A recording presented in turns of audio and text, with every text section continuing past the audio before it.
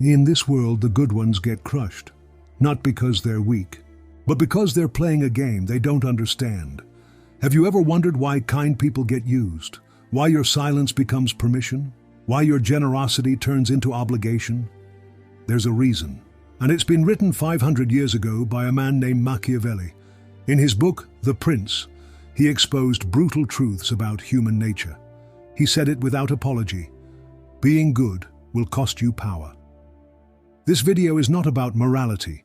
It's about power, about strategy, about the truth no one wants you to hear.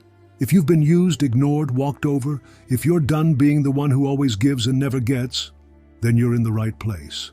Because in the next few minutes, I'm going to break down 8 ruthless laws from Machiavelli's mind that explain how goodness destroys authority, how generosity becomes a trap, and how to turn your kindness into silent power. Let's begin. Respect is not given. It's taken silently. But here's the paradox no one tells you. The more kind you are, the less authority you hold. It begins subtly. You do something nice, you give, you help, you sacrifice, and at first people thank you. But slowly, they stop noticing. Then they start expecting. And finally, they start demanding. Kindness turns from a gift into a duty. Your yes becomes default. Your silence becomes weakness. Your empathy becomes a leash tied around your own neck. They won't say it out loud, but in their minds, you are no longer strong. You are available. And availability is the death of mystique, the death of respect. Machiavelli warned, a prince must be feared more than he is loved if he cannot be both. Why? Because fear protects your boundary. Love can be manipulated. That doesn't mean be cruel. It means let your kindness be intentional, not automatic. Let your silence be strategic, not submissive. True power lies in being kind by choice, not by fear, not by guilt, not by habit. You don't lose authority because you're good. You lose it because your goodness has no limits. Set the limits, or they will set them for you. They tell you, be generous, be giving, be selfless. But what they don't tell you is that generosity, without strategy, becomes your prison. At first, giving feels noble. It feeds your ego, makes you feel valuable. You help a friend. You solve a problem. You say yes again and again. But here's the truth hidden behind every thank you. Every time you give without limits, you train people to expect it. And what is expected is never appreciated. Worse, it becomes your identity. You become the giver, not the leader, not the authority, just the support system, replaceable, exploitable, forgettable.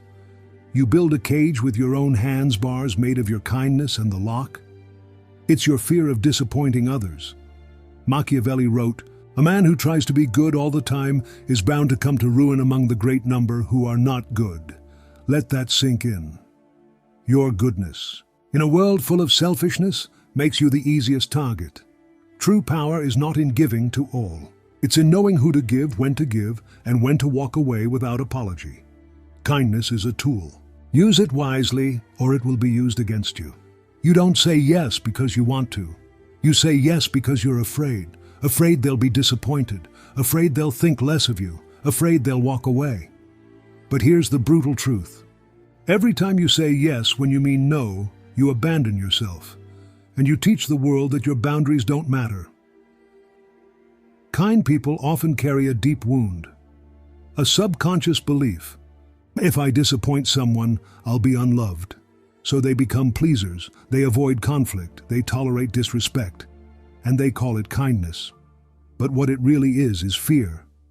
Machiavelli would call it weakness, not because emotion is wrong, but because power and fear cannot coexist. You cannot lead while you chase approval. You cannot be respected if you cannot say no. Every no you suppress becomes a yes to self-betrayal. And betrayal compounds until you look in the mirror and don't recognize the person anymore. The kind, gentle version of you turns into a hollow servant, overworked, overlooked, resentful. Saying no is not cruelty. It's clarity. It's self-respect. You do not exist to keep others comfortable, and anyone who leaves when you draw a boundary was only there to cross it. There's nothing more dangerous than goodness without limits. You believe that being endlessly kind makes you good. But in truth, it makes you invisible and eventually disposable. When you don't set boundaries, you don't look generous. You look weak, and the world does not reward weakness, it punishes it. Not out of cruelty, but out of instinct. We're wired to test each other, to seek strength, to identify leaders, to follow those who can say, "This is enough." Without boundaries, your goodness becomes a black hole. It absorbs everything, people's needs, their emotions, their expectations, and one day it collapses. You burn out, you feel used. You start to resent the very people you once helped, but it wasn't their fault, it was yours, for never drawing the line. Machiavelli wrote, "A prince who is overly generous ends up hated, not loved." Why? Because generosity creates dependence. Dependence creates resentment, and resentment always turns on its source. So ask yourself, are you being good? Or are you being afraid? Are you showing kindness, or are you hiding behind it? Boundaries don't make you cruel, they make your kindness sustainable, respected, valued. Because when people know you can say no, your yes becomes sacred. Kindness is not weakness, but uncontrolled kindness is suicide. If you want to survive, if you want to lead, if you want to be respected, then your kindness must evolve. It must grow teeth. Machiavelli's final lesson is clear. You don't eliminate goodness, you weaponize it, you make it rare. Precise, intentional, you give to those who value it. You help those who respect your time. You forgive, but never forget who crossed the line. This is not cruelty, this is clarity. You stop performing kindness and start practicing power, because in the real world, power protects the good, and without it, you will always be consumed by the very people you tried to save. So here's the rule. Be kind, but unpredictable. Be helpful, but boundaried. Be generous, but never to the point of depletion. Let your no echo louder than your yes. Let your absence be felt more than your approval, and let them wonder what version of you they'll meet next. That is silent power. That is the kind of goodness that no one dares to take for granted. If you've made it this far, you already feel it, that shift inside you, that quiet voice that says, "I've given too much to people who gave me nothing." It's not too late. The world won't change, but you can. Kindness is still your power, but now it's yours to control. So from this moment on, you don't beg for respect. You command it through silence, standards, and presence. If this message spoke to something deep in you, then you already know what to do next.